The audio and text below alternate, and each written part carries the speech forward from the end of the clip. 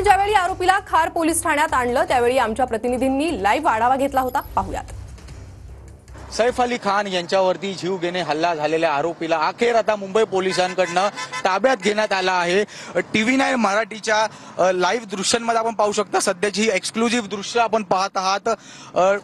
सैफ अली खान यांच्यावरती हल्ला केलेल्या आरोपीला मुंबई पोलिसांनी जे आहे ते ठाण्यामधून सध्या अटक केल्याची माहिती प्राथमिकपणे मिळत आहे। या आरोपीला चेंबूरच्या झोन 6 मध्ये चौकशीसाठी आणण्यात आले होते। कायदा सुव्यवस्थाचे सत्यनारायण चौधरी यांनी या सर्व चौकशीची दखल घेतली। या दखल घेतल्यानंतरच आता मुंबई पोलिसांकडून जे आहे ते या आरोपीला आता पुढील तपासासाठी बांद्रे या पोलीस ठाणा, जिथे सैफ अली खान यांच्यावर झालेल्या हल्ल्यासंदर्भातली केस नोंदवली होती, त्याच पोलीस स्टेशनला सध्या मुंबई पोलीस हे त्या आरोपीला नेताना पाहायला मिळत आहेत। मुंबई पोलिसांकडनं महाराष्ट्रभर या आरोपीचा तपास जो आहे तो सुरू होता। त्याचबरोबर वांद्रेतील सैफ अली खान यांच्या घराजवळ सुद्धा मोठ्या प्रमाणात चौकशी जी आहे ते सुरू होती।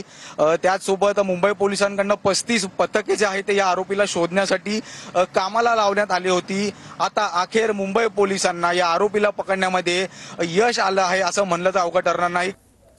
तर मध्यरात्री 3:30 वाजता आरोपीला खार पोलीस ठाण्यात आणलं होतं आणि त्यावेळीच आमच्या प्रतिनिधींनी लाईव्ह आढावा घेतलाय, पाहूया। सैफ अली खान यांच्यावरती झालेल्या हल्लेखोराचा अखेर मुंबई पोलिसांकडनं तपास जो आहे तो आता पूर्ण झालेला आपल्याला पाहायला मिळत आहे। सध्या मुंबई पोलिसांकडनं याच आरोपीला जे आहे ते खारच्या पोलीस स्टेशन येथे आणण्यात आलं आहे। आपण या दृश्यामध्ये पाहू शकता। खरं तर गेल्या 3 दिवसापासूनच मुंबई पोलीस हे ऍक्शन मोडवरती होती। या आरोपीला शोधण्यासाठी, याचा शोध घेण्यासाठी अखेर मुंबई पोलिसांना या आरोपीला पकडण्यामध्ये यश आलेलं आपल्याला पाहायला मिळत आहे। आपण या लाईव्ह दृश्यांमध्ये पाहू शकता, आरोपीला सध्या मुंबई पोलिसांच्या ताब्यात असलेलं आपल्याला पाहायला मिळत आहे।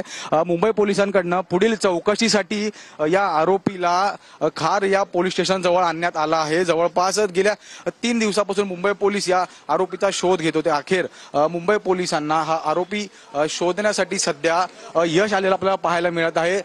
प्राथमिक मिळालेल्या माहितीनुसार ठाणे या परिसरात या आरोपीला पकडलं असल्याचं कळून येत आहे। पण मात्र अद्याप पुढील चौकशी जी आहे ती या आरोपीची मुंबई पोलिसांकडून आता करण्यात येणार आहे। यापूर्वी ठाण्यातून आरोपीला पकडल्यानंतर मुंबई पोलिसांकडून या आरोपीला सर्वप्रथम चेंबूरच्या झोन 6 मध्ये चौकशीसाठी आणण्यात आले होते। तिथे देखील ही चौकशी संपूर्ण सत्यनारायण चौधरी यांच्या उपस्थितीत जी आहे ती ही पार पडली। याच नंतर जे आहे ते त्या आरोपीला चेंबूर झोन 6 या चौकीमधून जे आहे ते कारमध्ये त्यांना घेऊन येण्यात आलं आहे। सध्या मुंबई पोलिसांकडनं या आरोपीवरती पुढील चौकशी, पुढील तपास जो आहे तो या खार पोलीस स्टेशनमध्ये घेताना आपल्याला पाहायला मिळत आहे। मात्र खरं गेल्या 3 दिवसांपासून मुंबई पोलीस या आरोपीच्या शोधात होते आणि अखेर मुंबई पोलिसांना हा आरोपी जो आहे तो मिळालेला आपल्याला पाहायला मिळत आहे।